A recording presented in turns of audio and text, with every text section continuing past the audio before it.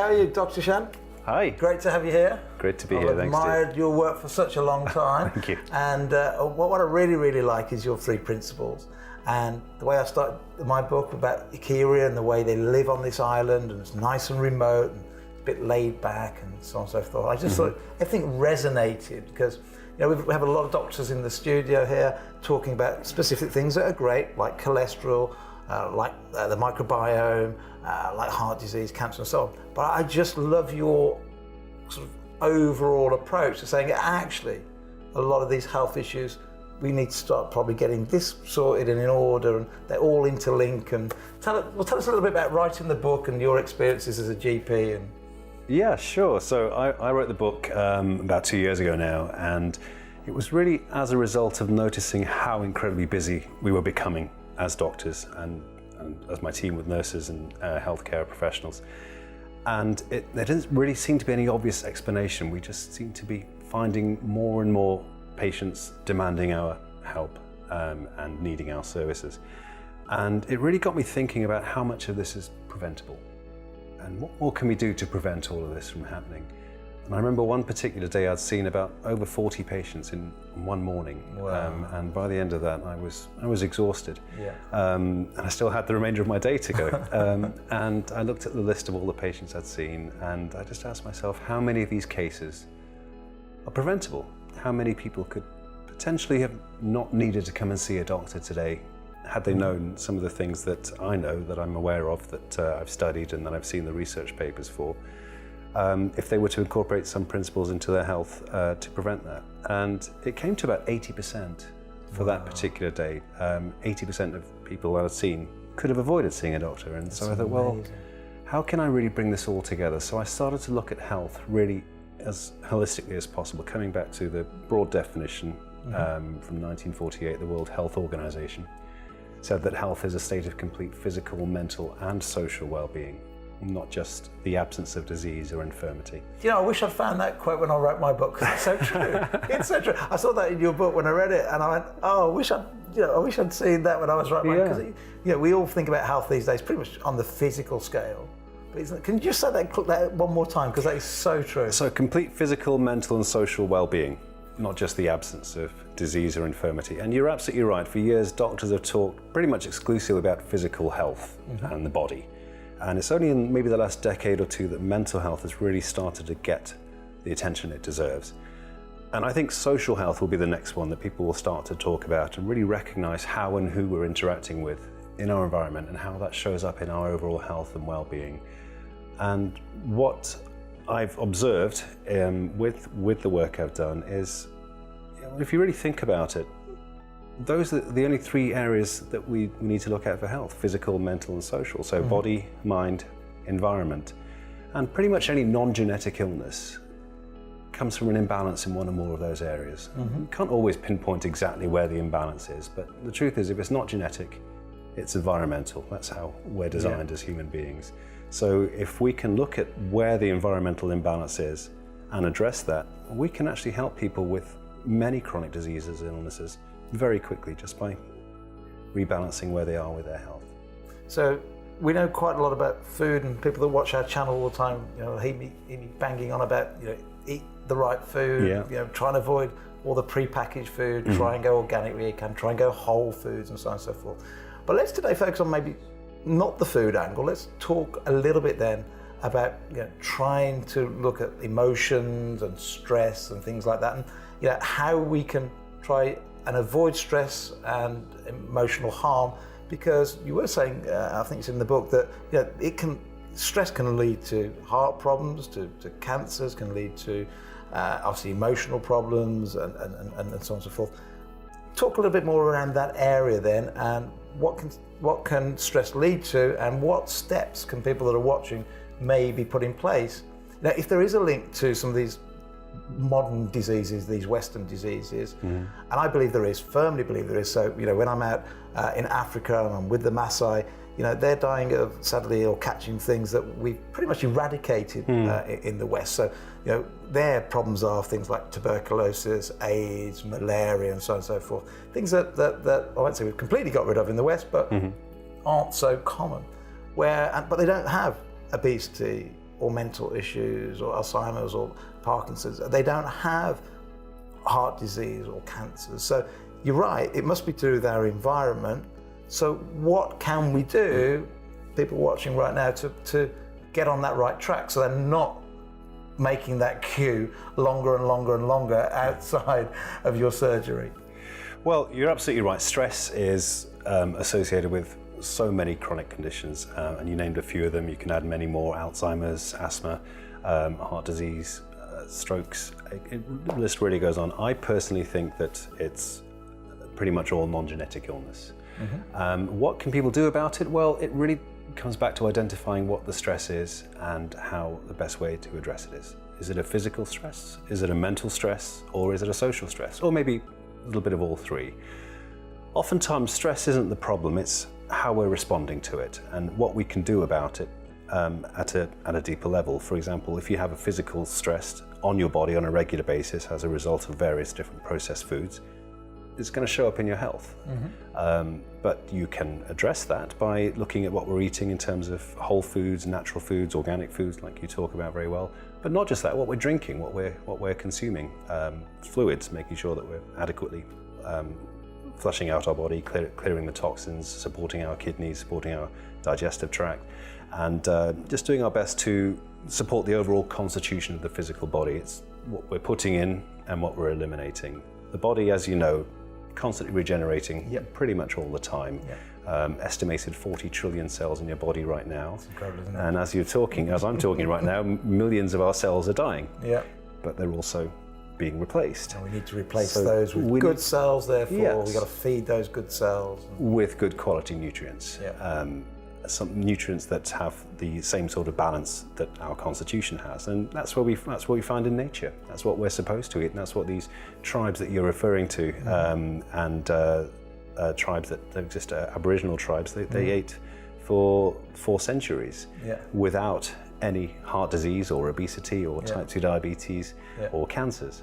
And we can't ignore the association anymore. We're reaching a stage right now in healthcare where finally we're recognizing that we can't medicate our way out of unhealthy lifestyle choices. I have patients who have type 2 diabetes. We're starting them off various medications, and then they proceed to insulin, and sometimes even then we're really still struggling. Sadly, my father's there every day having to inject. Because we're not really taking away that physical source of stress, which is coming from the dietary side of things. And I mean, don't get me wrong, the doctors and nurses involved, that they're doing what they can do to support the individual to 100%. Make positive lifestyle changes. But the truth is, most, if not all, cases of type 2 diabetes can be addressed by dietary and lifestyle factors alone. Yeah, I mean, it certainly can be avoided. My dad's 78, and I read and I prescribe and I say, you can always reverse type 2. Maybe it's a bit late for my dad because he's got it. He's quite overweight, doesn't go out walking. But I'm trying hard because I still think he's not a lost cause. And don't get me wrong, medication's fantastic. Without the insulin, he was very ill before they realised he'd got type 2.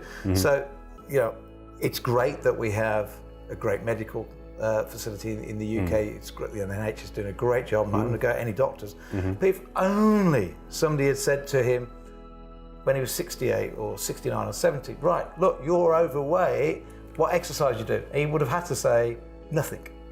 Right, then get out and start walking, Mr. Bennett. What are you eating? Well, I'm eating this.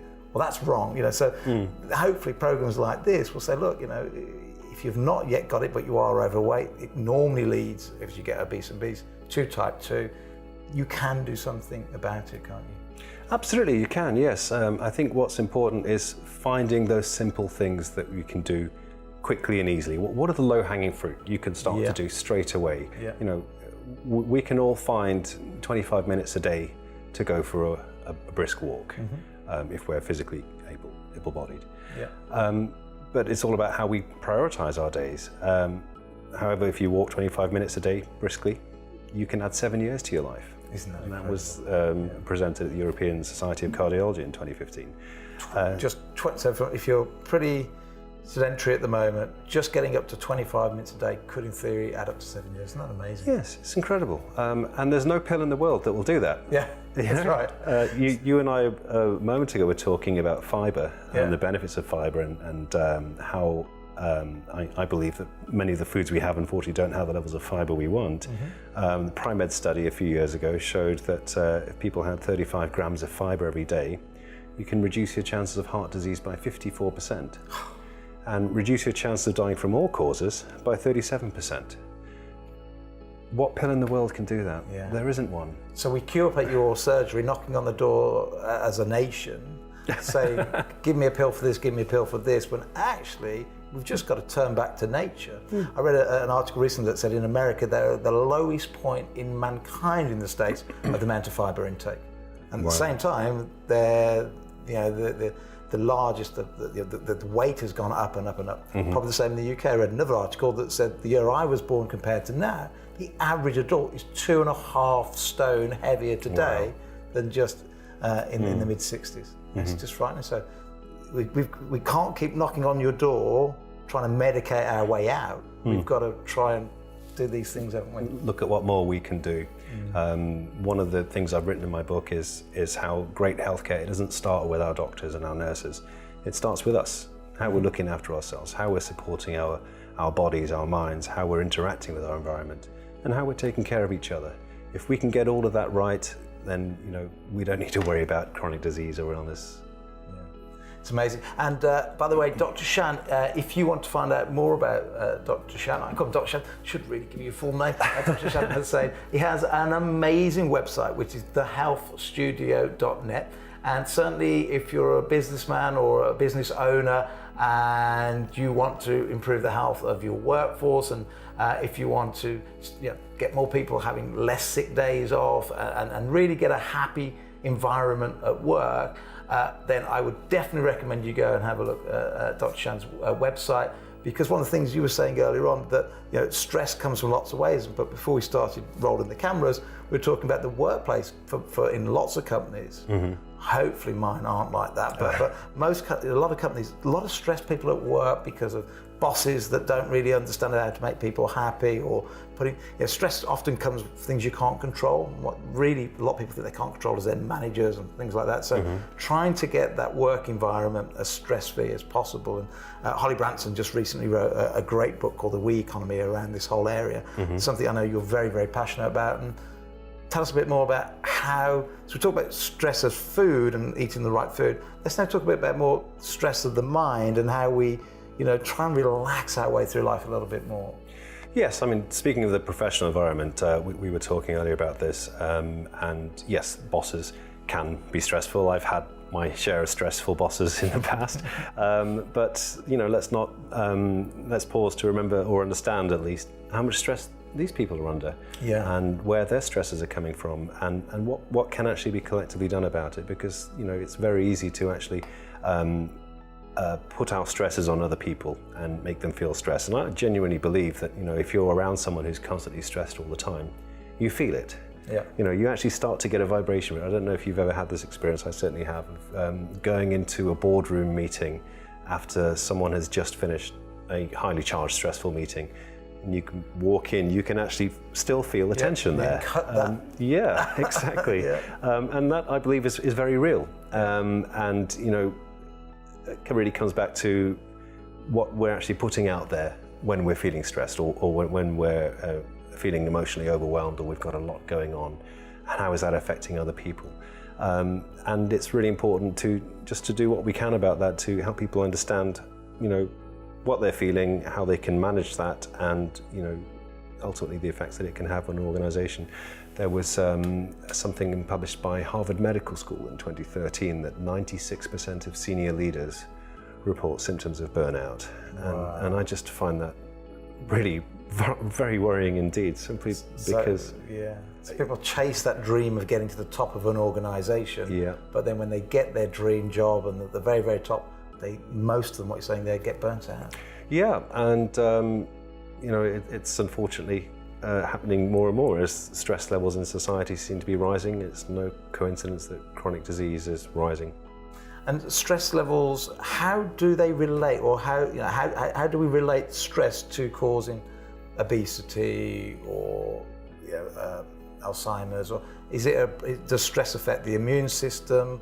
Does stress, how do these kind of all the three pillars that you talk about, how do they interrelate on our overall health? Because I think what most people will think at home is that, well, stress just is stress in the brain, whereas, then that how can that affect other parts of the body? How do they all sort of interrelate?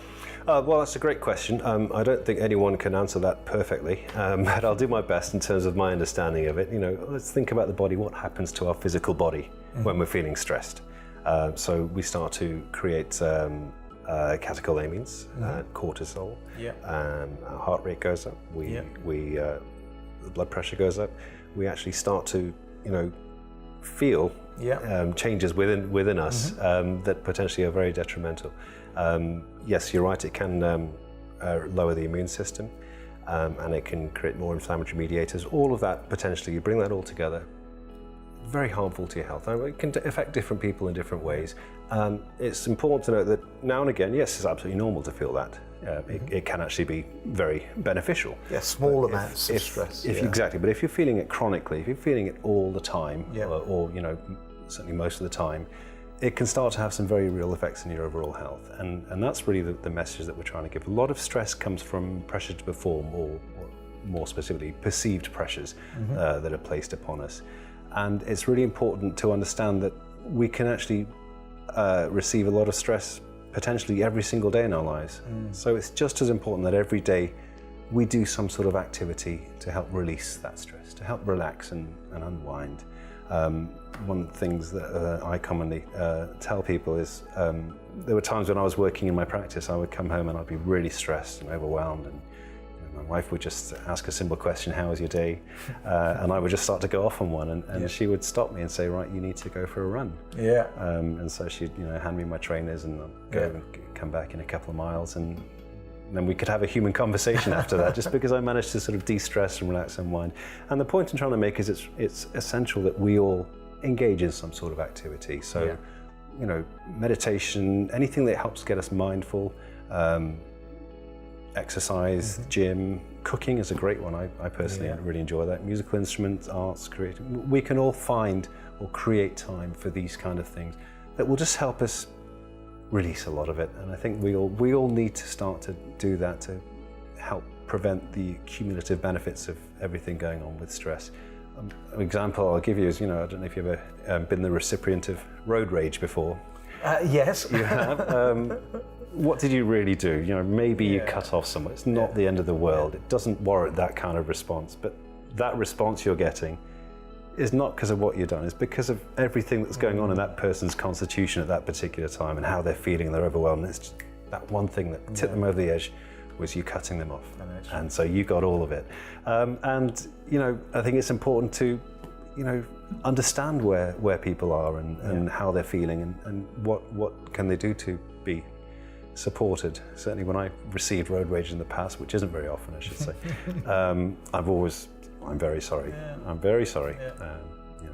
I always feel sorry for people that show the road rage, and I'm really fortunate when it comes to stress that I had an early warning at the age of 34. So I was running a company called Jungle.com in 1999, and it was the time of the big bubble about the internet, and the bubble burst, and we were just about to float the company, and we'd gone from doing really well. We got 500 staff in the UK, and we're in the media every single day. And it was exactly what you said. There was so much pressure on me to perform for my team. 1 minute we're doing great. We're in that bubble. It was 1 minute, this company's going to do this. It's going to take over the world. There was Amazon and Jungle, and one stage we had a higher brand recognition than even Amazon. But then the bubble burst, and from every talking great things about this business, it was going to the wall. And I started to get chest pains, really bad chest pains. And I've lost count of the amount of times I called 999. I got the ambulance at home, and they were, nothing wrong with you. Another ECG, nothing wrong with you. And they could not find anything wrong at all. And eventually we sold the company to Argos. Within 1 week of all the pressure going, chest pains had gone, no symptoms, no signs. And my wife and I, we were away on holiday a few weeks later, and she said, it must have been, because I couldn't relate the two together. It was like, I didn't realise I was stressed. I knew there was a lot of weight on my shoulders, but didn't know I was stressed. I was just getting these horrific chest pains and then I couldn't breathe. And in the end, somebody said, get a paper bag and slow down your breathing because you're taking in much. And so I tried that, helped a little bit. And I hadn't got to the time to go and do a lot of exercise because I'm trying to solve all these problems. But literally, the second that weight came off my shoulders, I was fine and all the problems went away. So I learned, literally that is now 18 years ago, that nothing's, certainly in business, nothing's ever worth getting stressed for us, and try and make everything as stress-free as possible, because that was a real hard, incident there. We're talking earlier on as well about kids these days, how stressful life is. I was telling you about my daughter at school. My daughter goes to a really nice school, and she came home a couple of months ago, and they at school had showed her this online site that you can go to about all the crimes in the town that you live in, thinking they're doing a good job at school. In other words, don't go there because there was a bad, serious car crash there and somebody got run over there, and there was a robbery there, and there was an assault there. School doing the right things in their opinion, highlighting some of the dangers in the local community. But she came home and cried. And I thought, and I had to go to school and complain, because I said, look, stress. You might think you're doing good to avoid some of these things, but we've got so stress-head kids these days because of this environment. So much information, too much information. Too much, yeah. One of the things I always do, and I always recommend people do, is actually have a cut-off time to detach ourselves from all information, all technology, from 8 p.m. Just put, laptop, everything, just put it away and just start to be present with everything happening around you, whether it's your family or whatever is in your environment, and start to really appreciate that. And it can be great. We all face that problem, don't we? Maybe we don't, but I certainly up to about a year ago, I had nothing. I had a little go at my wife and said, look, how about human interaction? I don't mind you texting and WhatsApping and Facebook and Instagram and all your friends. I don't mind, but there has to be a cut-off point where human interaction is rather than digital interaction. And I think, in fact, this leads on nicely to something you talk about in the book, and I talk about, are we getting enough sleep as a nation? Because you say you stop the electronics around 8 o'clock because that helps the brain slow down. We aren't getting all these digital signals, the light comes down. Talk a little bit about how important sleep is. Well, I mean, obviously sleep's essential. I think one of the things that I'm observing increasingly is a lot of this sort of more entrepreneurial, high-achieving mindset people feel that it's okay to get by on just a few hours sleep, 3 to 5 hours sleep, because I've got to, get back and do it, and that's just not a sustainable way to live your life. Interesting you say that. There was something that came out a few days ago, a research paper that demonstrated that anyone who had anything less than 6 hours sleep was putting themselves more prone to illness and disease. But surprisingly, people who had too much sleep were also at risk. So they found that the healthy area was between 6 and 10 hours.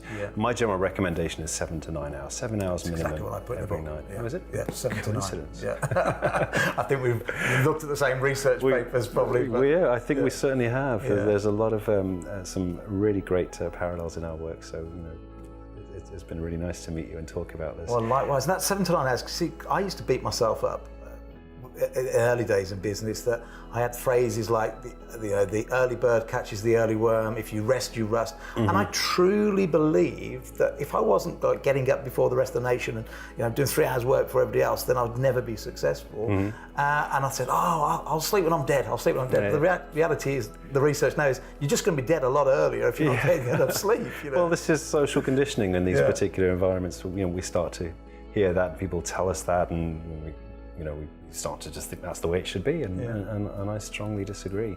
But I don't tell people how to live their lives. It's very much down to them and finding out where they feel their health is most out of imbalance and what they can do about it.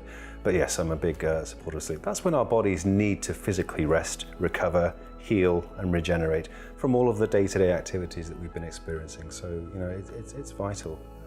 And of course we talk about exercise a lot, and again, I'm sure lots of people at home, the same as me, think, right, I've read a lot about exercise, I'm going to get up at 5 o'clock and go to the gym before work. You then got to say, which is the better of the two?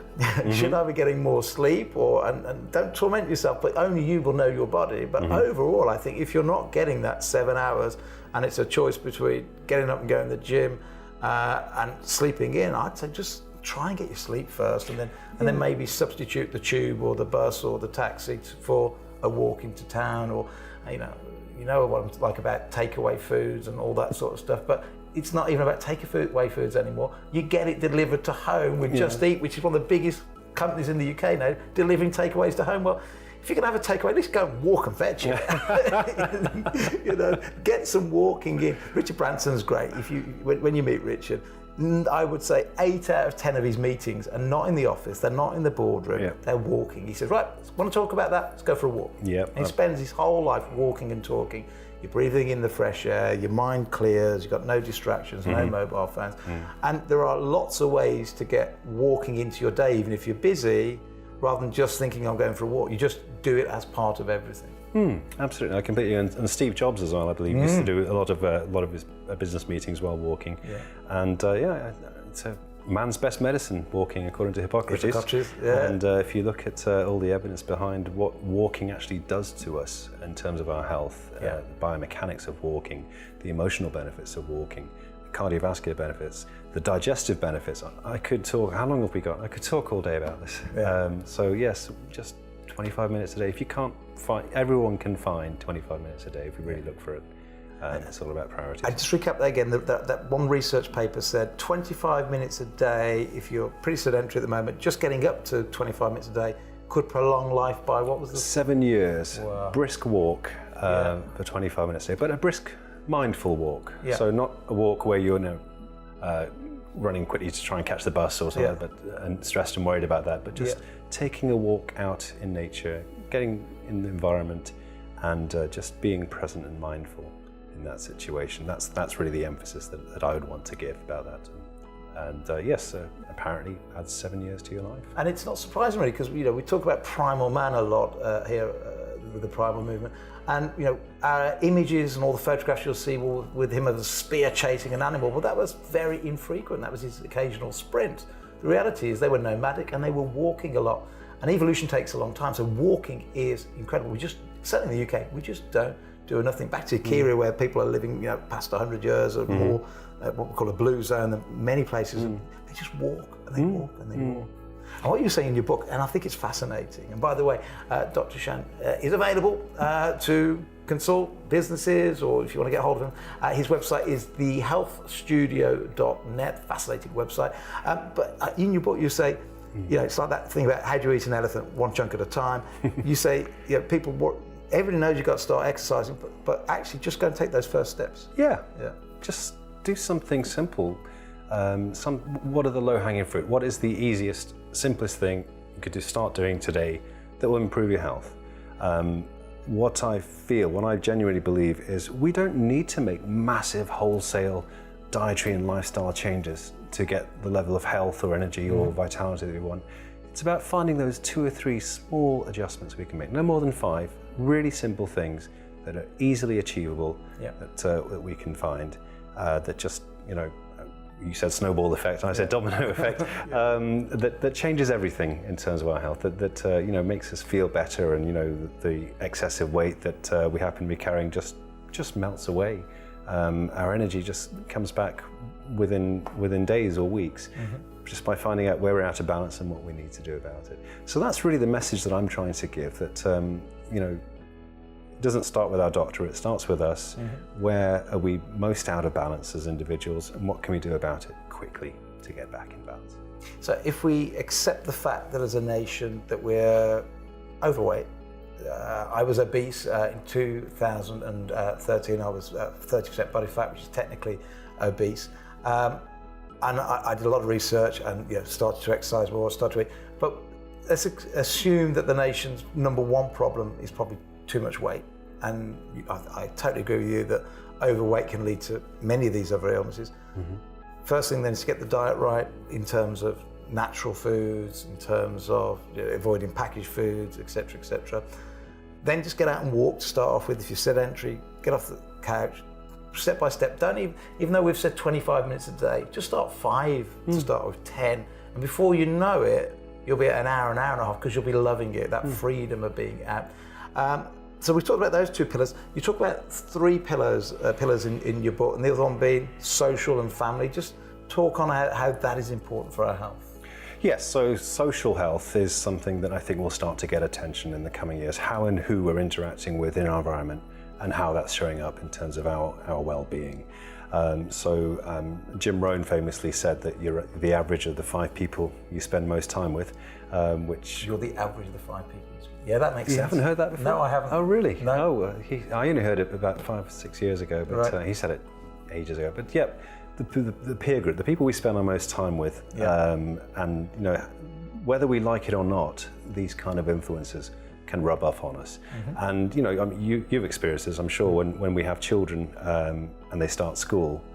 What's one of our biggest fears? We don't want them falling into the wrong groups, wrong crowd. And that's the power of the social environment we can be in. You know, how is this shaping who we are in terms of our attitudes, our behaviors, our beliefs? And is this in keeping with where we want to go? So it comes back to, you know, chances are if, you know, your best friends all go to the pub after work and drink 5 pints, chances are you're probably going to join them for a few, and that's going to show up in your health. Whereas, you know, if you're with a group of friends who every day after work they're going to hit the gym, there's a higher probability that you're probably going to do that as well. So, you know, take that forward 5 years, where is your health going to be? So getting around the people who have the kind of health that you want to achieve is very important. But it's not just people, it's literally anything: books, TVs, internet, magazines, anything we're coming into contact with on a regular basis has the ability to influence us if we let it. So it's really important to do our best to gear it as much towards health as we possibly can, if that's our goal. And that all has influences, doesn't it? Because if you think about in fact, I'm taking words out of your mouth from earlier on today, but you know, when we're at our lowest defense, we're sitting watching the television in the evening, so we're quite relaxed, we're on the sofa. That in itself can be good for us, we're being relaxed. But then we absorb a lot more, don't we? I know people that watch a lot of sort of soaps that almost then mirror that world that they live in, because that's the influences that they're getting. Yep, and there's now box sets and binge watching that seems to be happening a lot nowadays. In Western Europe and America, the average person watches 4 to 5 hours of TV every single day. Wow. And that's the average person. Yeah. So watching TV is what people do. Beyond sleeping and working, that's the next commonest thing that the average person does. Sleep, work, and watch television. Watch telly. So if we just took a small chunk of that to the 25 minutes of walking a day, then we would see a dramatic drop in the queue outside your surgery, or? Yeah, I would think so. And they found that was actually related to obesity and type 2 diabetes and heart disease by watching, I think it was in excess of 3 hours of TV on a regular basis. Wow. Well, it's understandable, isn't it? If you think of the stagnation, the body's not really moving, chances are we're probably not eating a total amount of healthy stuff while watching TV. Something you and I were talking about was when we're watching TV, we're very sort of, you know, calm and very relaxed and open to receiving information. Our guard is lowered, and we're in a state where we can actually absorb a lot of information without really realizing it, and that might not necessarily always be good information, or maybe accurate information or beneficial information. So it's important to, you know, take that into account in terms of what we're exposing ourselves to while we're sat in front of the box. Is this really helping us? Is this useful? You know, watching the news, 90% of the news is going to be fear-based and my brother never watches the news, and he's a barrister, and I said, how can you never watch the news? He said, because it's always bad news, and I need to go to bed at night not fearful, and he's so right in many ways. Yes, I mean, I would say, I'm not suggesting be ignorant of the news, but just recognize the balance of what we're receiving there and what that could be doing to us. That's something that I think we all need to start to be a bit more consciously aware of. So I want to summarize 2 things to really get a couple of messages across for you, but we wrap up this program. I want to just go back to the 3 pillars of your book. The World Health Organization in the 40s, what were the 3 pillars one more time that we should all be, I'm always talking about health in terms of what you eat and exercise, but give me the 3 pillars of your book and the World Health Organization back in the 40s, because I think we've lost sight of this a bit. And then the final question I'm going to ask you is, you mentioned earlier on that one day where you had a huge amount of people come into your surgery just in the morning, and most illnesses were all related. I want you then to give us like 3 or 4 things from a doctor's perspective that we can try and get maybe yourself back on track, but the nation back on track with our health. So, because we are heading to this situation at the moment where we just can't, the NHS is just going to fall apart if we can't sort some of these problems. So first one, let's talk about the 3 pillars in your book and the World Health Organization again, if we can. Yeah, so that definition from 1948 is a state of complete physical, mental and social well-being, not just the absence of disease.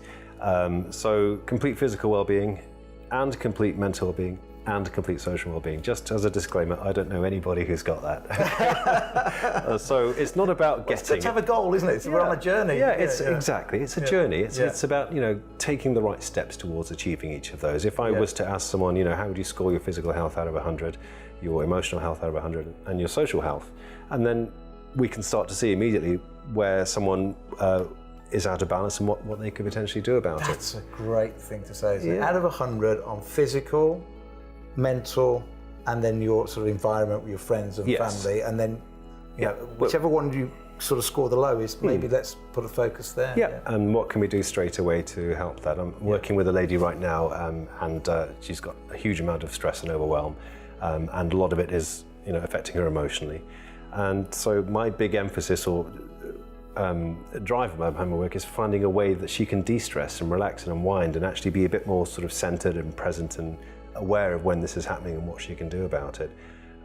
But can't really get her to engage in things like meditation or exercise, or another thing she really loves doing is artwork. I'm too busy for that, doctor, I can't do that. And I said, okay, well, what can you do?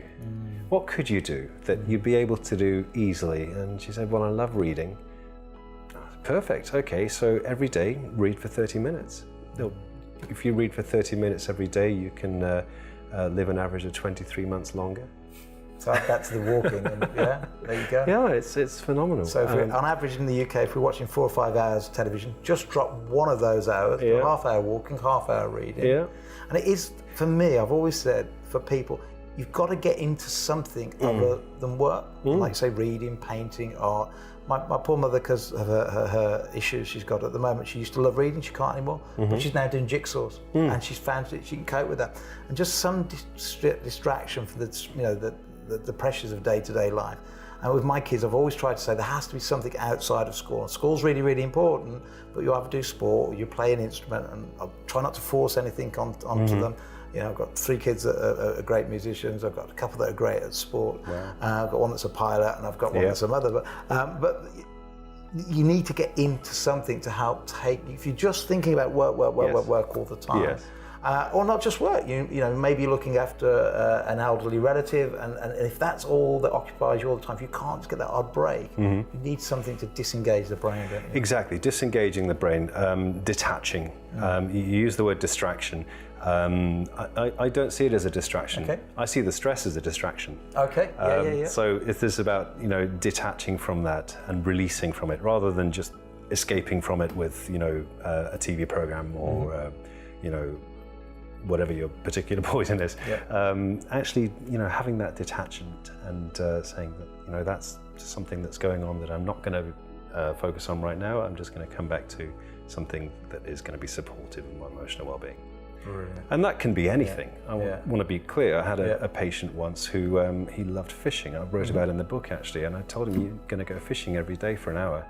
Saw him a week later, completely different person. It's amazing. It is amazing, a distraction from, not distraction, that is the distraction. Something, whatever's causing the stress in your life, the family, the work, or whatever, get away from that, because that's a distraction. Do something you enjoy doing, as long as it's not just sitting on the sofa, as long as it's something like walking or a sport or reading or something that really engages the brain. I use the words escaping or releasing. Are you escaping from the stress or actually releasing the stress? And I always recommend people focus on how they can release that stress. So when I was a teenager, my brother had a punch bag.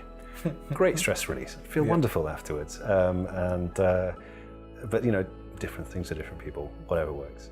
Brilliant. So the final thing I'm going to ask you right now is the whole primal movement is about trying to get mainly Great Britain back healthy again. We're one of the most unhealthy nations in the UK. You're a doctor who I'm sure would like to spend more time with each patient because you're not having to get so many through the door. We're on a mission to get the country healthy. What advice should we be giving to people that are watching our TV channel, following us on Facebook, Twitter, YouTube? Give me one bit that I should really be focusing on getting the message to cut down those queues at your surgery and get Great Britain, back on that healthy track. Maybe one's too short, but give me 3 or 4 things that step by step, people, as a whole, we should all be doing. Oh gosh. Sorry, tough question. No, tough question. Presumably you mean after they've read The Primal Cure and the big prescription. Yes, after they've read your book and my book, or before they've gone out and bought the book. Let's assume that overweight's one of the big problems. It is food. It is maybe too sedentary lifestyle. But it's not necessarily anybody's fault. We've just been marketed the hell to just market. I mean, you drove to our offices today, to the studios. If you'd have driven there 2 months ago, there would have been just McDonald's. Now, I don't know if you notice, there's McDonald's on the left, on the right, brand new building. We've got Greggs and we've got Subway. 3 choices. That's just carbs. So it's not somebody's fault that when they go out of my building for lunchtime, they end up just eating carbohydrates and bread and sugar. It's because that's like the only choice on the doorstep. So it's not necessarily anybody's fault. Yeah. Anyway, I want to come back and let you answer that question. What should we all be doing to get the nation healthy again? Yeah, I mean, the only choice is the only choice that we actually perceive. We've actually got an abundance of choices if we really look at them. Yeah. But they're the ones that are just sort of flashing in our face right now. But I think, in terms of giving simple advice abroad to help everybody, I'm happy to do that, but I do want to emphasize that it's not really my approach to tell people how to live their lives. What I want to do is really get an understanding as to what they want. Yeah. What do you want for your health? What are your particular goals? Do you want to live a long time? Do you want to get in shape? Do you want to have more energy?